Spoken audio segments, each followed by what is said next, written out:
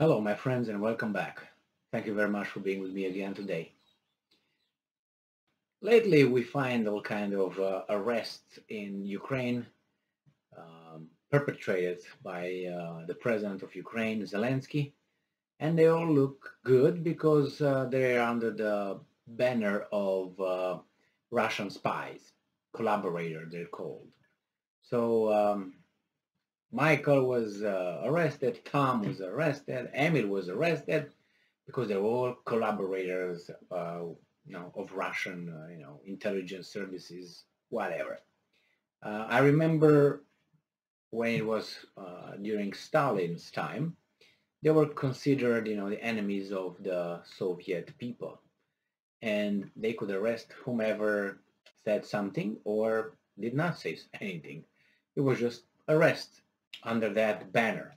It seems like Zelensky is doing the same thing here, and everybody nods in approval because it's Zelensky. But we don't know if those guys really were collaborators or not. This is just what they told us. Like, for instance, Stalin could say that all those people that were put to death, about 20 million from some statistics, were all collaborators. We're all against the enemies of the Soviet people. So why would anybody question that? Well, because it's Stalin, and we did not like Stalin. But this guy here, again, when Stalin purged his military, right, in the 30s, again, Stalin was bad. But why was he bad? They were just spies. No? Why not? Because we don't have evidence. Do we have any evidence that these people that Zelensky arrests now are spies, are collaborators? No, he just said so. Are we going to check it? Is anybody going to check it? If their rights were respected? No. It's time of war, and he can do whatever he wants. He has the approval of his handlers. So here, Zelensky sacks Ukraine's envoy to Germany and other ambassadors. Just like this. They're all collaborators? I wonder. This article comes from Reuters, July 9th. President Volodymyr Zelensky on Saturday dismissed several of Kiev's senior envoys abroad, including the country's outspoken ambassador to Germany. Outspoken. In a decree that gave no reason for the move, Zelensky announced the sacking of Ukraine's ambassador to Germany, India, the Czech Republic, Norway, and Hungary. It was not immediately clear if the envoys would be assigned new positions. Maybe they go to Lubyanka, straight to Moscow.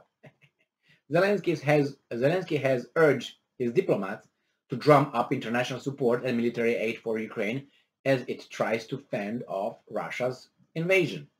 Kiev's relations with Germany, which is heavily reliant on Russian energy supplies and also Europe's biggest economy, are particularly sensitive. Andriy Melnik, who was appointed by Zelensky's predecessor as ambassador to Germany in late 2014, is well known among politicians and diplomats in Berlin. The 46-year-old regularly engages in outspoken social media exchanges and has branded politicians and intellectuals who oppose arming Ukraine to fight the Russian invasion as appeasers. So yeah, he's on the right side, right? You might think. He once accused German Chancellor Olaf Scholz of behaving like an offended liver sausage when Scholz did not immediately accept an invitation by Zelensky to visit Kiev. So Kiev has urged Canada to keep the turbine. That's another thing. With Kiev and Berlin are currently at odds over German-made turbine. And now Kiev has urged Canada to keep the turbine so Germans can freeze in the winter. I made a video regarding how much these guys care about their German people, but the German people are supposed to care about Ukrainians. So these individuals told the Canadians, hey, keep the turbine over there. Don't have the Russians fix the gas pipe. So that would mean no gas for German people. But German people, please give us more equipment, money, and everything else we ask. Otherwise, remember the Nazis? That's how it goes. So what should we do about it? So many people just change. And this guy was an outspoken, so he was a critic. He was a good little dog kept in a leash by Zelensky, the guy in Berlin. Why was something changed? Is a wind of change like the Scorpion song? Is it? It seems like. It seems like it is. And it seems like this wind of change comes from Boris Johnson. That's my assessment. I think Boris Johnson was not dismissed because of his, how should I put it, not respecting the COVID rules and partying and all that. I don't think that's the point. I think it's an order given from the real bosses that have to change course because something is happening economically and they can't have it. Not only economically, if you see the creation of the new club will challenge the other club, and I don't think they want that to happen. So they have to pull back a little bit their horses in this one. And Boris Johnson, I think he was fired not by the guys over there that did not support him anymore. They were just activated. Now you don't support him anymore because we say so. And those are the economic interests, special interests. And there you have it. This is with him. And I'm assuming now, I'm expecting Great Britain to change course on Ukraine. But that's my expectation. Not exactly. Based on my prediction, let's put it this way. Based on what I saw and what I heard and I read. So we'll see about that. Regardless, it was another, incident when the chief of staff, let's put it this way, of, not chief of staff, chief commander of armed forces of something, and Great Britain visited Kiev and spoke with his counterpart and said they will support Kiev in its whatever operations and so on. I think it was just a smokescreen. I don't think anything will happen with that. Biden approved about what, $400 million or something, new aid and some military equipment for Ukraine. Again, I think this will be the last batch of weapons, but we'll see. Why? Because the winter is coming and Germany will start, buckling, and it's buckling up for it. And the population already, they think about France, Germany, to nationalize their energy, biggest energy companies. That's not a good sign. It means everything goes really, really low.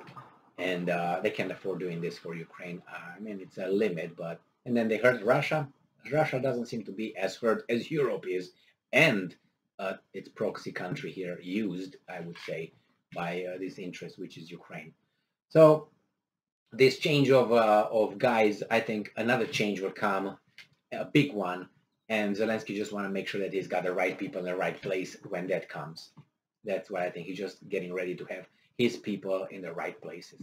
When he's going to be probably told, hey, you got to somehow talk to the Russians, we're going to time out, and he will do that. I don't think Zelensky's going to fly out unless he stops following orders. And once he stops following orders by those guys from behind him, he's just going to be taken and dropped somewhere else.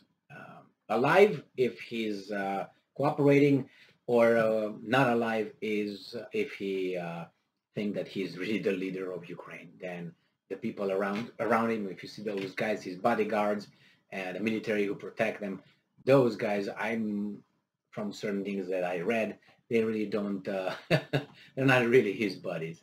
It might be that he's really the prisoner of those guys. He's not their boss, but we'll find out. Thank you very much for being with me again today. Stay strong, stay smart, look for the truth, and be just.